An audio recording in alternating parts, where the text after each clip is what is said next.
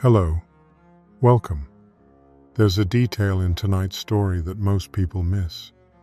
When Jesus arrived at Lazarus's tomb, 4 days after the death, the stone heavy and final across the entrance, the mourners still gathered in their grief. He didn't simply call out, "Come out." He said his name first. Lazarus, come out. The name before the command.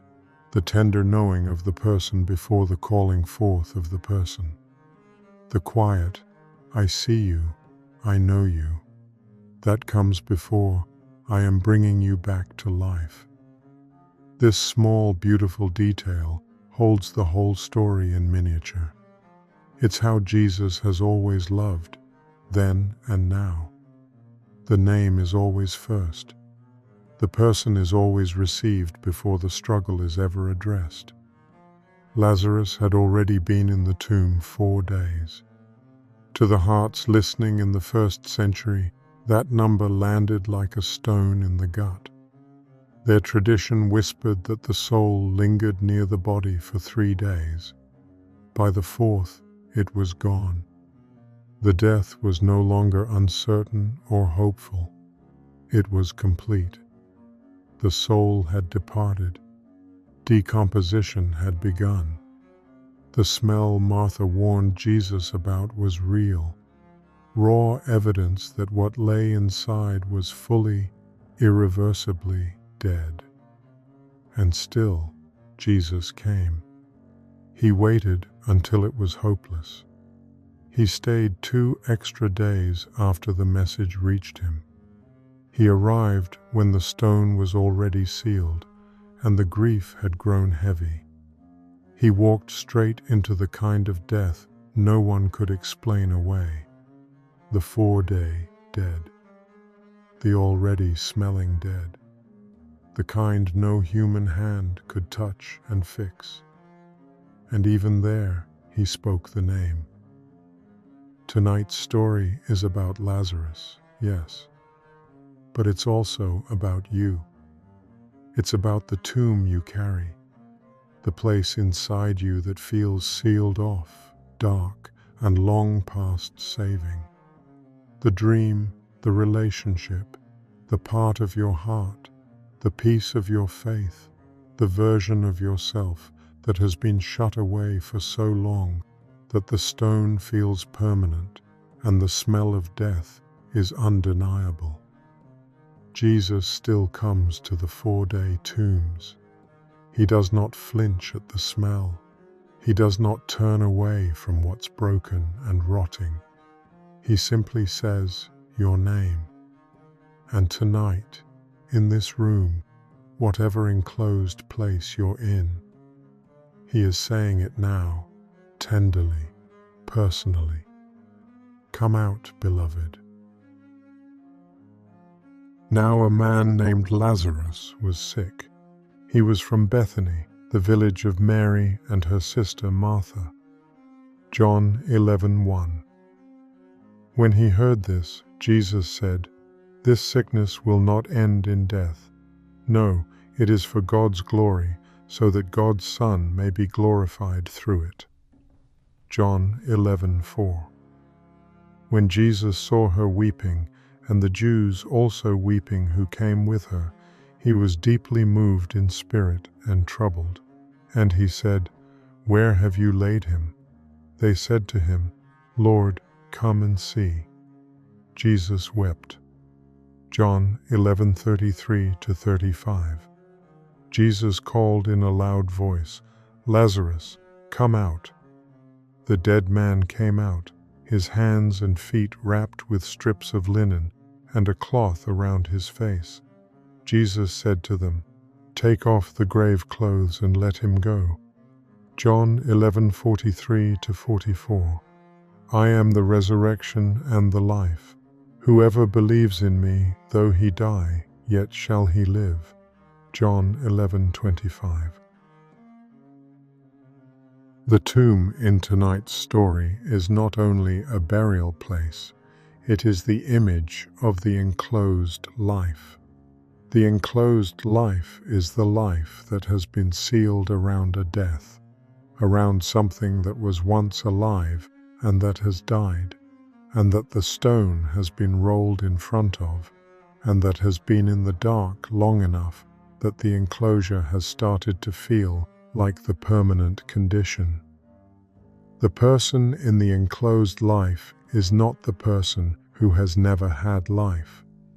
They are the person who once had something alive, a faith, a calling, a relationship, a self, and who has watched it die, and who has stood while the stone was rolled in front of it, and who has been living in the vicinity of the tomb ever since.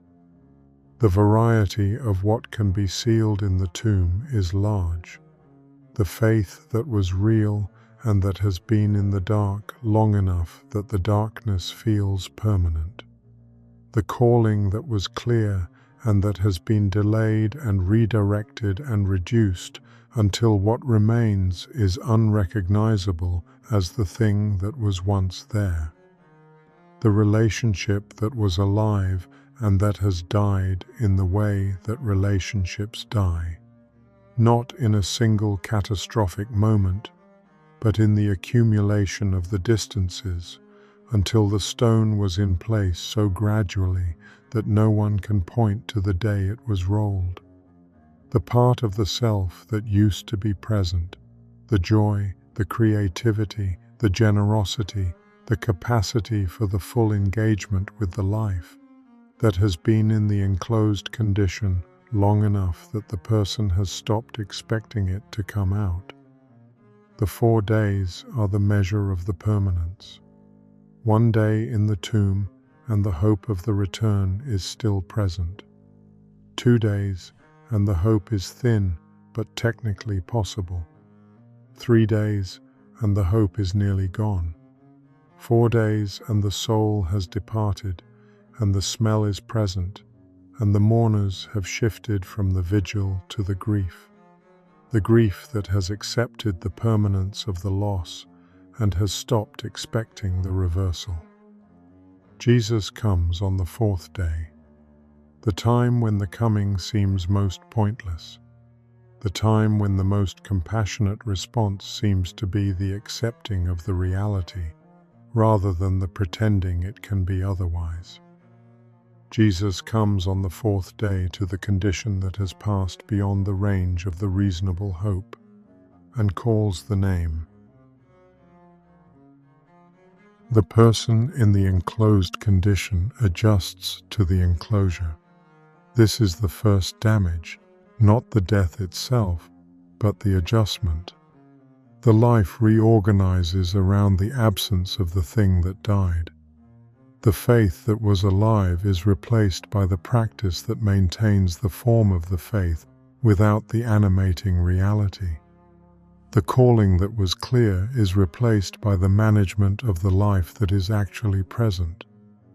The relationship that was alive is replaced by the maintenance of the form of the relationship. The self that was present is replaced by the performance of the self that others expect. The adjustment happens so gradually that the person inside the enclosure rarely notices the moment when the adjustment became the life. The stone was rolled 1 day at a time. The adjustments were made 1 accommodation at a time. And the person who has been in the enclosed condition for long enough is the person who has forgotten what the open condition felt like, who has adjusted the expectations to the reality of the tomb, and who no longer expects the coming out.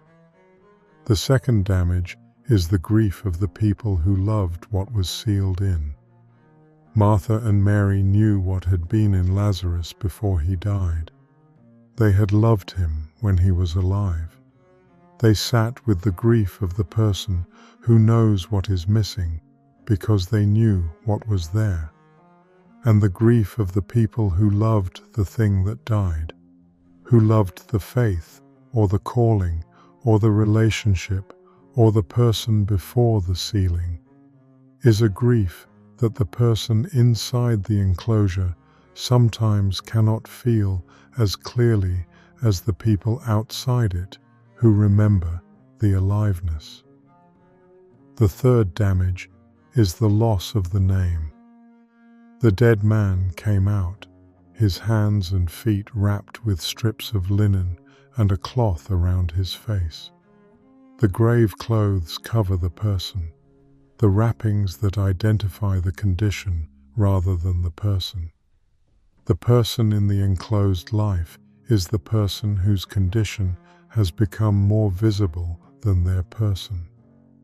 The grief or the failure or the loss or the reduced capacity, these have become the identifying features. The name has been obscured by the grave clothes of the condition. Take off the grave clothes and let him go.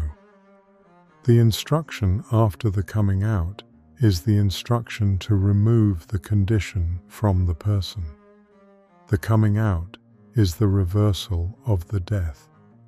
The taking off of the grave clothes is the restoration of the visibility of the person.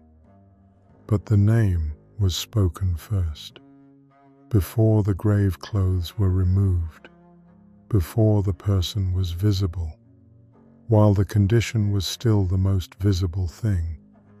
Lazarus.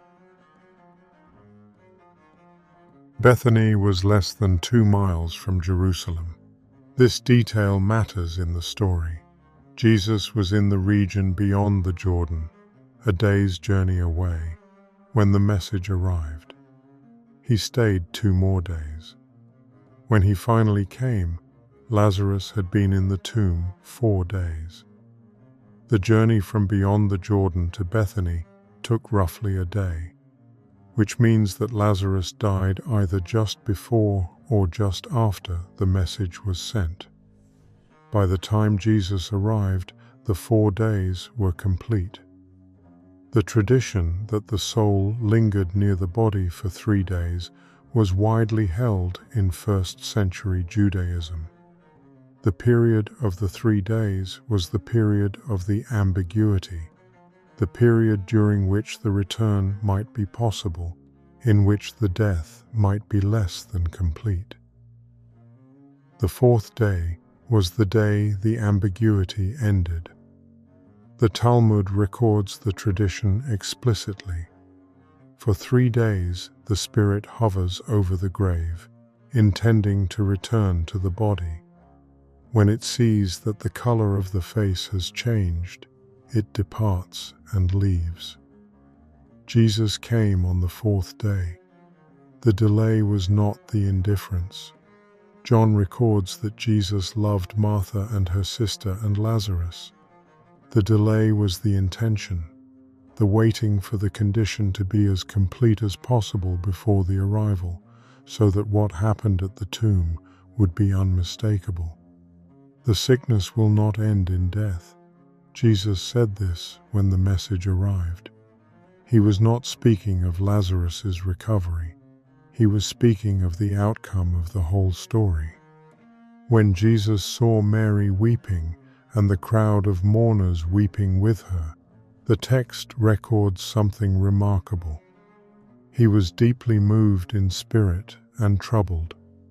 The word translated deeply moved is embrimaomai, a word that carries the sense of a physical, visceral response, a groaning, a strong emotion that produces the physical sensation. It is used in Mark for the emotional response of indignation or strong feeling. Here it is the response to the grief of Mary and the mourners meeting Jesus in a way that produced the gut response. The one who was about to reverse the death was moved by the grief of the people who were living in the reality of the death. And then Jesus wept. The shortest verse in the Bible, 2 words.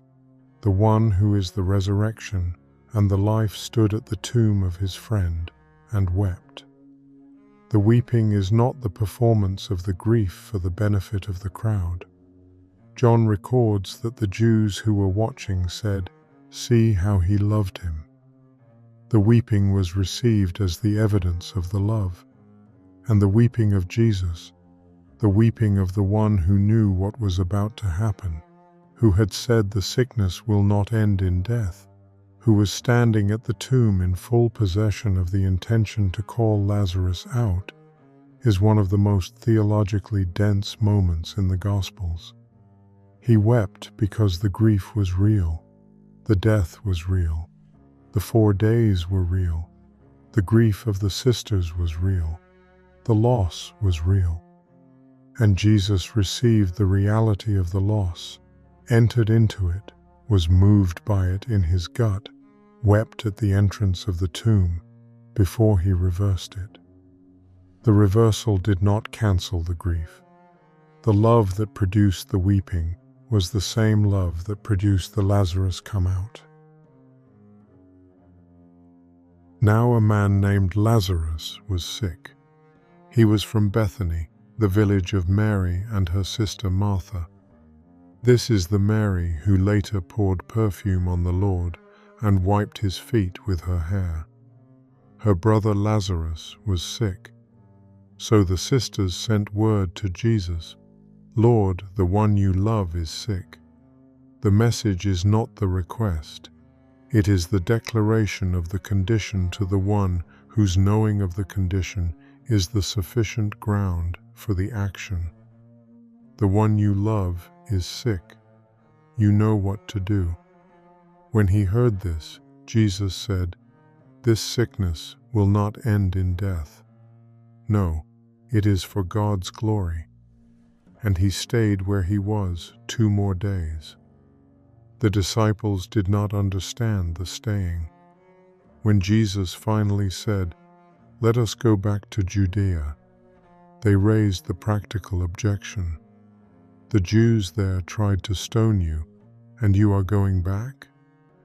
Jesus spoke in the language of the sleeping and the waking. "Lazarus has fallen asleep. I am going there to wake him up." The disciples thought he meant natural sleep. Jesus had meant the death. He told them plainly, "Lazarus is dead, and for your sake I am glad I was not there, so that you may believe. But let us go to him." Thomas, called the twin, said to the other disciples, "Let us also go, that we may die with him." Thomas, the loyal pessimist, the one who would later refuse to believe the resurrection until he saw the hands, and who in this moment, when the danger was clearest, said, "Let's go anyway." The disciples went. On his arrival, Jesus found that Lazarus had already been in the tomb for 4 days. Many Jews had come from Jerusalem to comfort Martha and Mary in the loss of their brother. When Martha heard that Jesus was coming, she went out to meet him. Mary stayed at home. 2 sisters, 2 ways of carrying the grief. Martha, the practical one, the worker, goes out to meet him, active even in the grief. And her first words hold both the honest expression of the loss and the declaration of the faith that the loss has not destroyed. "Lord, if you had been here, my brother would not have died. But I know that even now God will give you whatever you ask." The "if you had been here" is the grief speaking. The "even now" is the faith speaking, both in the same sentence. The grief and the faith not resolved into each other, but held simultaneously by the woman who had lost her brother and who had not lost her trust. Jesus said to her, "Your brother will rise again." Martha said, "I know he will rise again in the resurrection at the last day." Jesus said, "I am the resurrection and the life. Whoever believes in me, though he die, yet shall he live, and everyone who lives and believes in me shall never die." "Do you believe this?"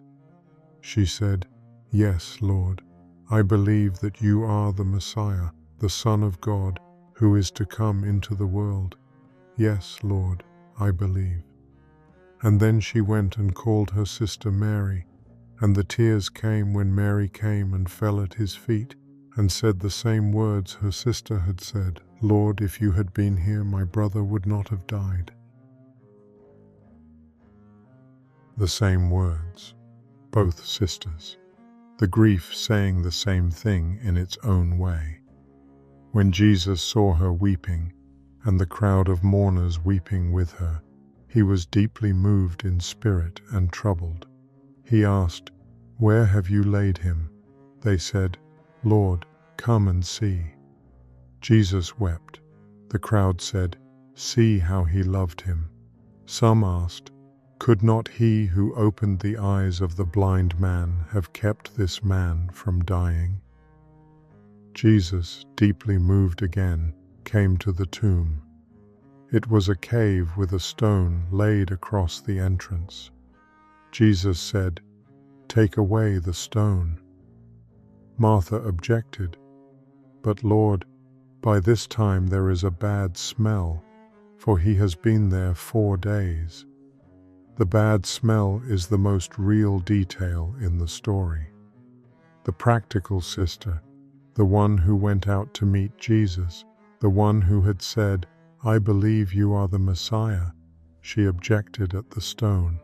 The belief and the objection in the same person, the faith and the practical reality of the 4 days in the same sentence. Martha believed in the resurrection at the last day. She did not expect the resurrection this afternoon. Jesus said, "Did I not tell you that if you believe, you will see the glory of God?" So they took away the stone. Jesus looked up and prayed, "Father, I thank you that you have heard me. I knew that you always hear me, but I said this for the benefit of the people standing here, that they may believe that you sent me." When he had said this, Jesus called in a loud voice, "Lazarus, come out," the name first, then the command. The dead man came out, his hands and feet wrapped with strips of linen and a cloth around his face.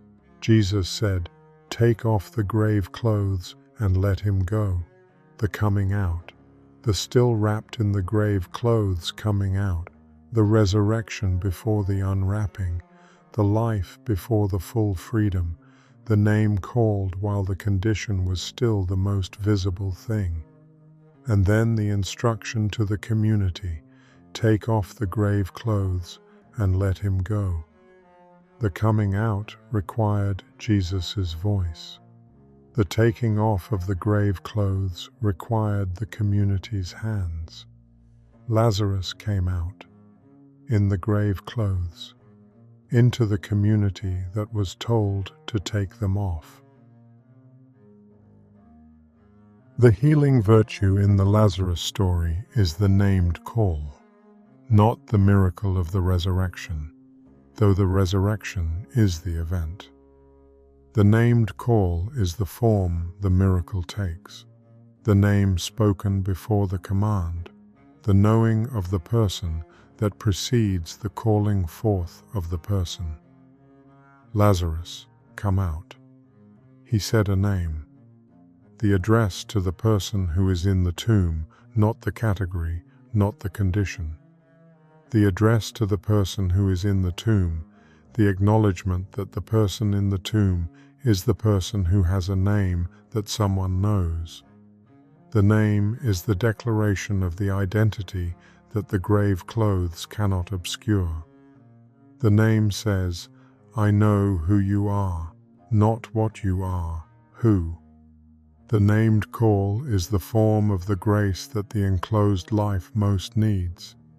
The person in the enclosed condition has been receiving the address of the condition for long enough that the condition and the person have begun to merge.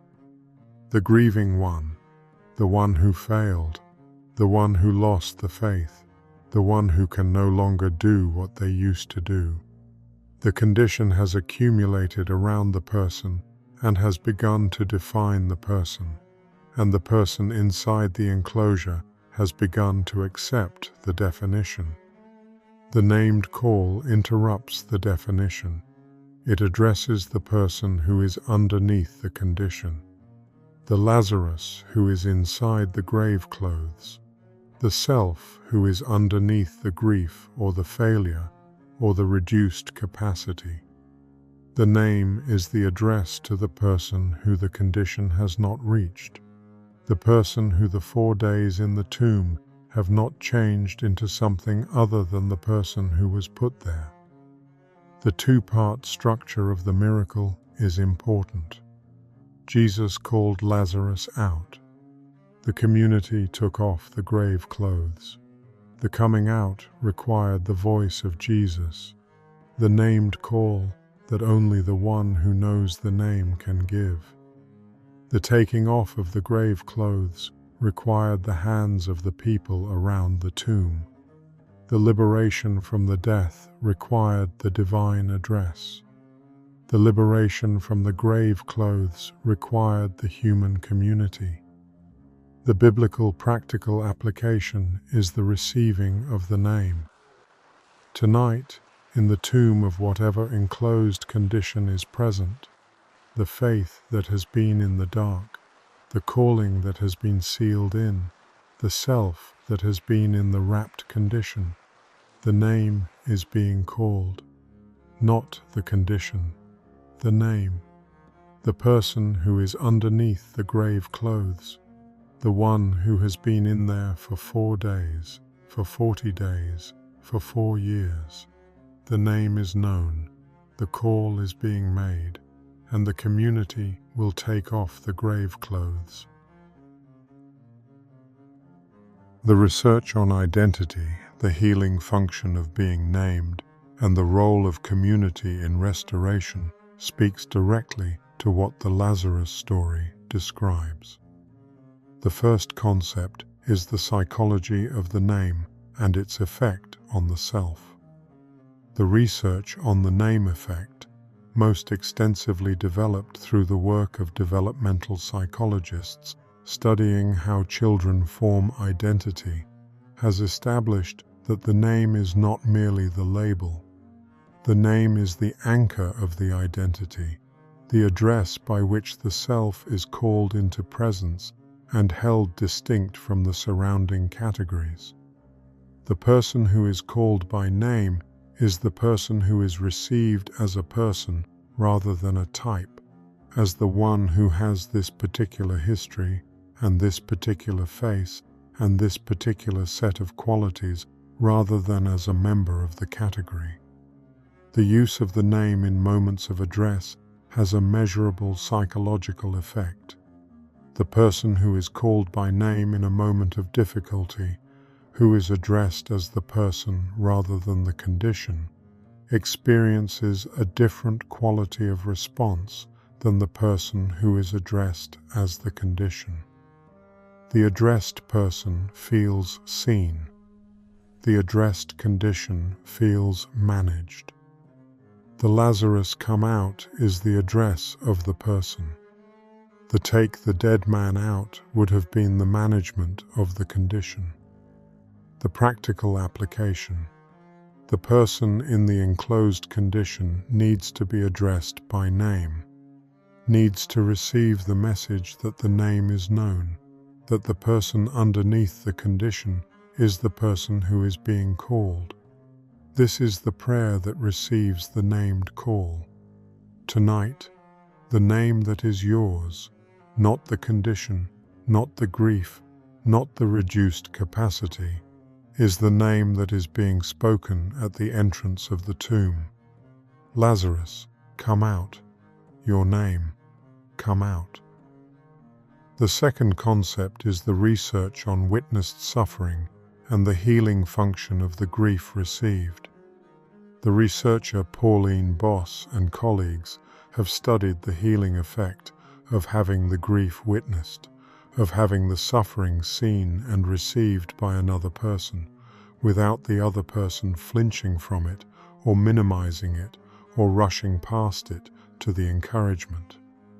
The consistent finding, the suffering that is witnessed, that is fully received by another person who does not look away heals differently than the suffering that is carried alone. The witnessed grief is the grief that can be integrated. The unwitnessed grief is the grief that remains sealed. Jesus wept. Before he called Lazarus out, Jesus received the grief of the sisters and the mourners. He was deeply moved. He wept. He did not flinch at the bad smell or rush past the grief to the miracle. He received the full weight of the 4 days before he reversed them. The weeping of Jesus is the witnessing, the full reception of the grief that the miracle did not bypass. The practical application, the grief of the enclosed condition, whatever is sealed in the tomb, can be brought to the one who wept at the tomb before calling the dead man out. The weeping of Jesus is the permission to grieve before the coming out. The grieving is not the delay of the miracle, it is the reception that precedes the reversal. The third concept is the psychology of community participation in restoration. The researcher William Miller's work on the role of the social environment in change and restoration has produced a consistent finding. The person coming out of the enclosed condition requires the active participation of the community in the coming out process. The individual decision to change is necessary but insufficient. The community that receives the returning person, that takes off the grave clothes, that makes the coming out possible by the quality of the welcome, determines in significant part whether the coming out becomes the sustained restoration or the temporary emergence followed by the return to the tomb. Take off the grave clothes and let him go. Jesus gave this instruction to the people standing around the tomb. The community had a role that Jesus did not take for himself.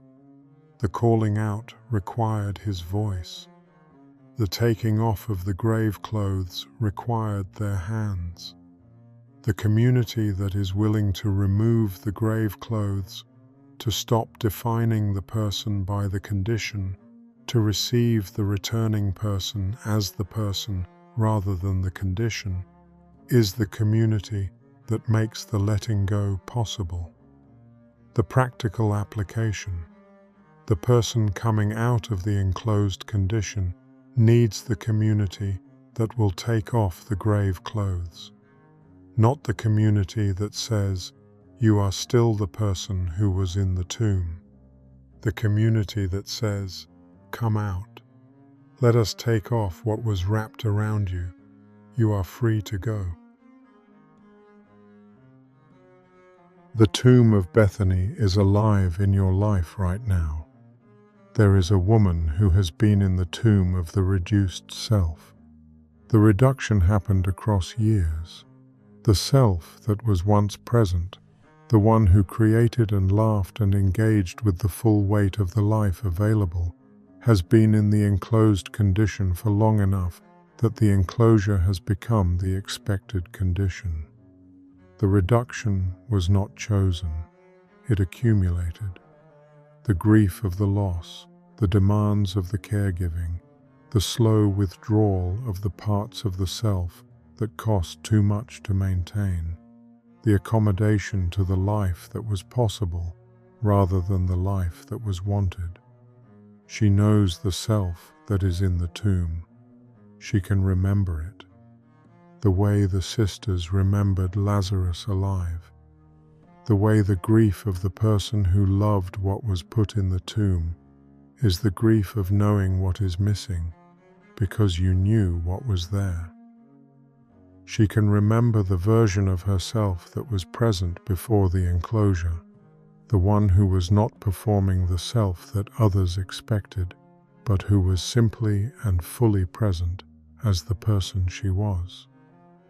The 4 days have accumulated.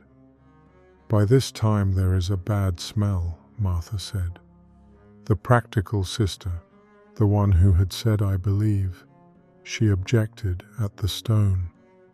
Because the 4 days of the reduced self are real. The decomposition of the thing that has been in the dark for a long time is real.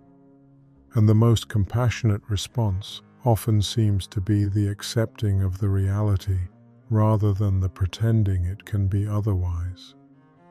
Jesus came to the 4-day tomb. He did not arrive before the stone was in place. He came to the sealed condition, and he did not look away from the bad smell. He said, "Take away the stone." They objected. He said, "Did I not tell you that if you believe, you will see the glory of God?" And then he said the name, not the reduced one, not the condition, not the person who used to be, but is, no longer. Her name, the one who is underneath the grave clothes, the one who has been in there, the one who is known by the one who waited until the irreversible and then came anyway. Come out. There is a man whose faith has been in the tomb. He would not call it that. He would say the faith has evolved, become more nuanced, moved beyond the certainties of the earlier version, which is partly true. The questions that produced the evolution were honest questions. The doubts were real doubts. The things that the earlier faith could not hold were genuinely things the earlier faith could not hold. But somewhere in the evolution, the faith itself went into the tomb. Not the questions. The questions are still present, still alive, still producing the honest engagement with the tradition that they always produced. The faith that was behind the questions. The trust, the prayer that was once natural and is now effortful and uncertain, the sense of God that was once as real as the weather and that has been in the dark long enough to feel like the remembered thing rather than the present thing. 4 days. The tradition of the 1st century said, "For 3 days the Spirit hovers, intending to return.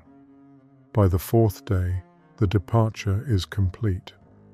He has been in the 4th day condition long enough to have adjusted the expectations to the reality of the dark, to have stopped expecting the return of the thing that went into the tomb. Jesus waited until the irreversible. He comes to the 4-day condition. He does not arrive before the stone is in place. He does not offer the restoration before the loss is complete.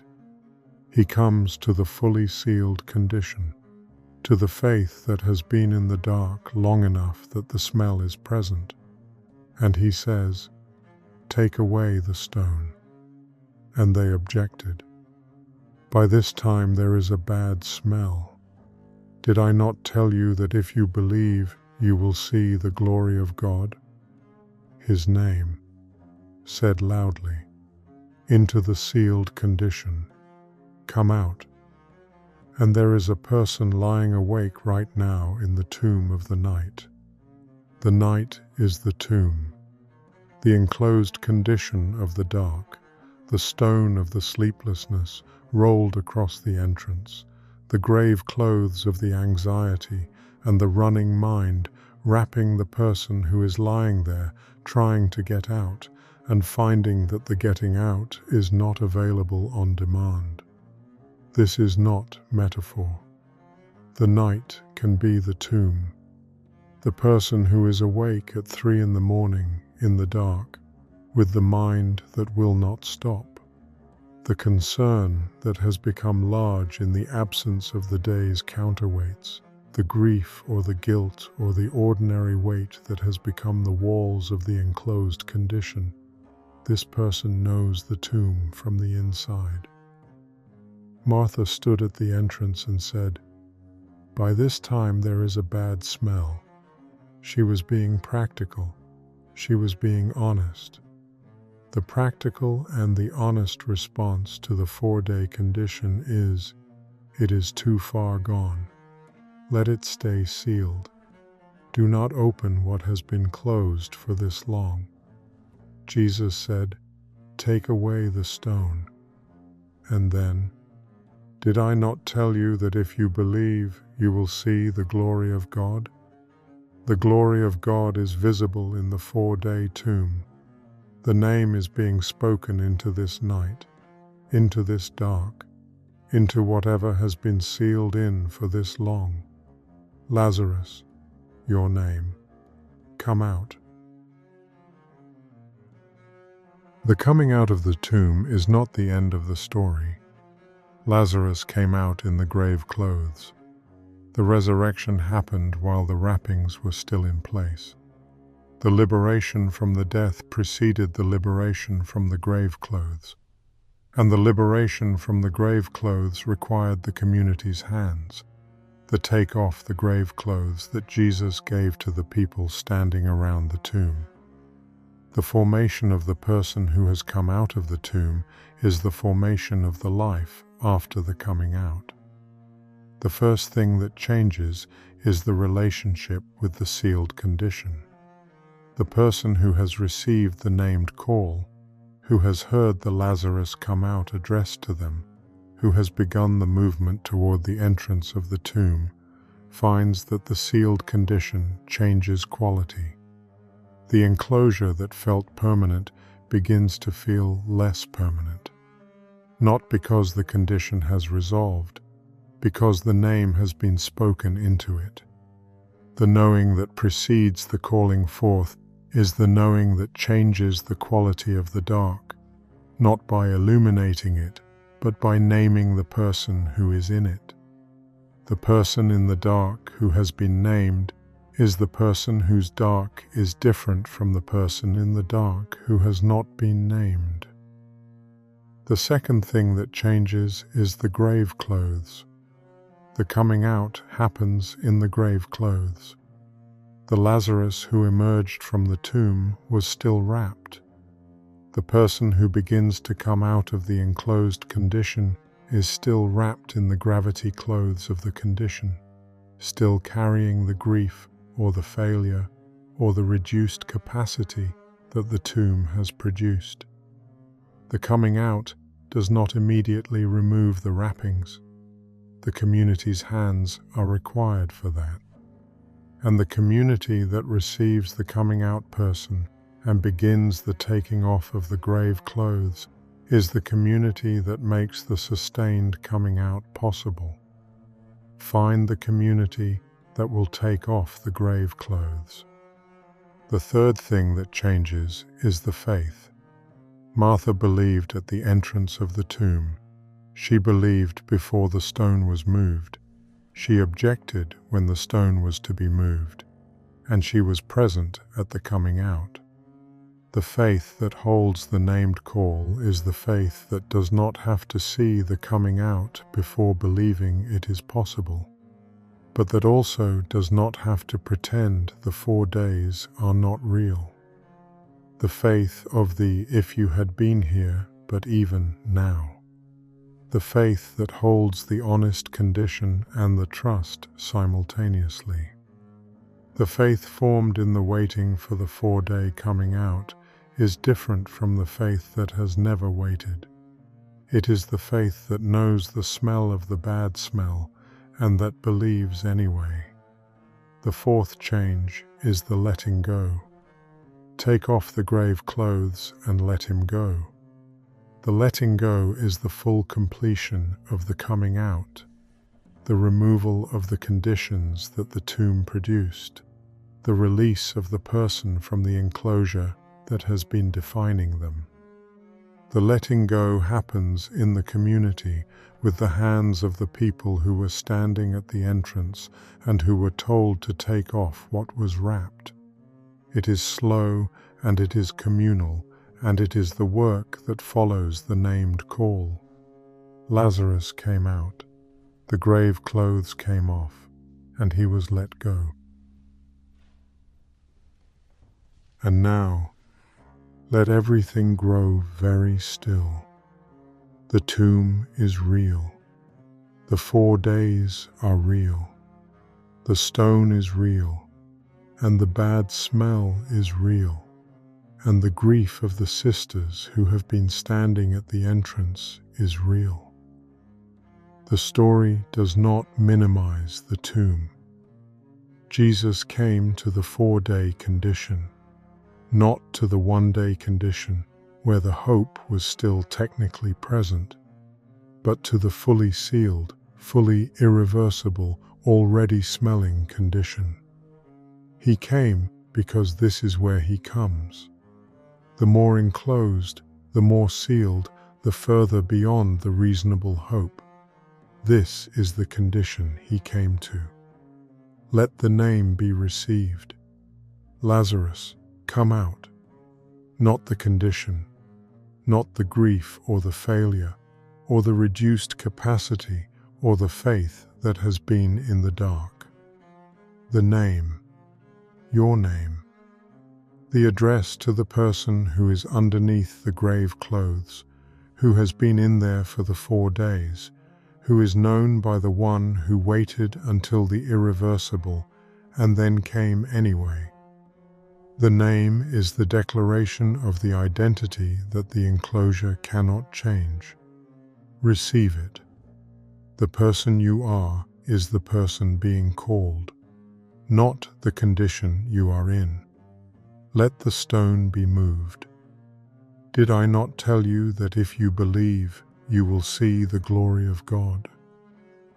The practical objection at the stone, by this time there is a bad smell, is the honest response to the sealed condition. And Jesus says, take away the stone. The belief that allows the stone to be moved is not the belief that the coming out is certain. It is the belief that the one who said this sickness will not end in death is the one who can be trusted with the 4-day condition. Take away the stone. See what happens. Let the grave clothes come off. Lazarus came out in the wrappings. The community was told to take them off. The coming out does not happen cleanly.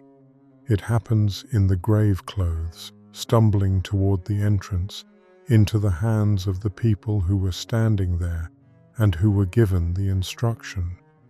Find the hands that will take off the grave clothes. Let the community do what the community was told to do. And when the wrappings come off, when the condition is no longer the most visible thing, what is visible is the person who was always underneath them. Let him go. Let her go. Let yourself go. Lazarus, come out. The dead man came out, his hands and feet wrapped with strips of linen and a cloth around his face. Jesus said to them, take off the grave clothes and let him go. John 11:43-44. When Jesus saw her weeping, and the Jews also weeping who came with her, he was deeply moved in spirit and troubled. Jesus wept. John 11:33-35. Lord, if you had been here, my brother would not have died. But I know that even now God will give you whatever you ask. John 11:21-22. I am the resurrection and the life. Whoever believes in me, though he die, yet shall he live. John 11:25.